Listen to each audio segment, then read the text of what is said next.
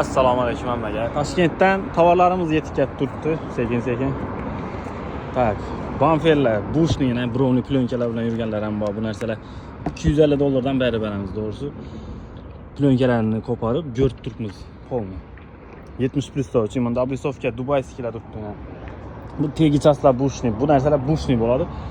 Arzon berib beradi. Bunda yana toza narsalar. Oblisovkalar, stop, krilo arka, podkrilnik, keyin bunda setkalar, oblisovkalarniki, bamferlar, zo'rlar yana 70 restyling, dashinglar uchun ko'rishlaringiz mumkin. Tolka Jetour uchun zapchast bo'ladi bu yerda. Yana monofarlar, konditsioner sezonga turibdi, konditsioner trubkalari yorliq bo'lsa. Bunda yana polni ham narsa tushib turibdi hozir. Ko'chaga aytdim bor boshqacha ko'nadi. Qalampir deysizlarmi, difuzor deysizlarmi, amortisator hamma narsalarimiz yana Xudo xolasa Toshkentda bizlarning hamkorlardan gap turibdi. Bu yerda tabiiyat hozir bir 20 minglik narsa bor. Yana ham keladi dalshi shu narsa. Nov zapchastdan muammo bo'lsa bemalol murojaat qilavering.